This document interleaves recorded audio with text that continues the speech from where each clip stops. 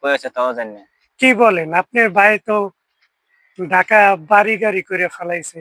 হ্যাঁ, সবকিছু কোনো কিছু অভাব নেই। আমি আমার তো এই জানি সবাই একসাথে ওই আছে। যে টাকা দিছি, টাকা দেওয়ার পরে কিছু টাকা মাঝখানে দিছি। তারপর আমার টাকা দেওয়া বন্ধ গেছে। এখন হ্যাঁ, একবার পুরা সবকিছু ছিনে কোনো কিছু নাই। আমার খাইতেই হবে। এটা কোনো খাওয়ার জন্য কথা? রাস্তায় এইভাবে নামছি।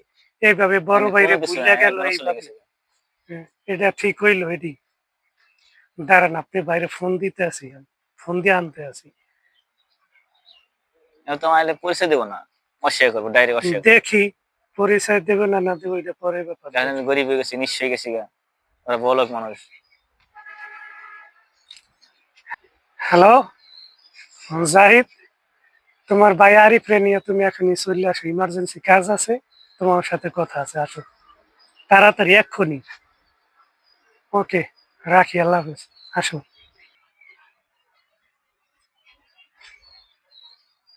যে বসে যাইতে কেছে কি লিগা যায় দেখি।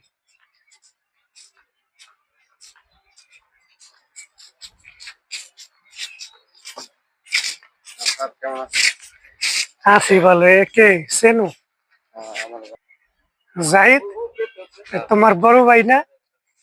না বড় ভাই না, কি এর বড় ভাই? বড় ভাই না মানে এই যে রাস্তা ভিক্ষা করে কে, তো তোমার বড় ভাই অস্বীকার করে কেন?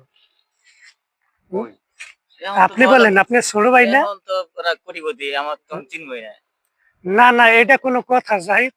তোমাকে তোমার বড় ভাইরা এত কষ্ট করে তোমার লেখাপড়া করাইছে, মানুষ এত মানুষ করছে। হ্যাঁ, তোমাকে বাড়ি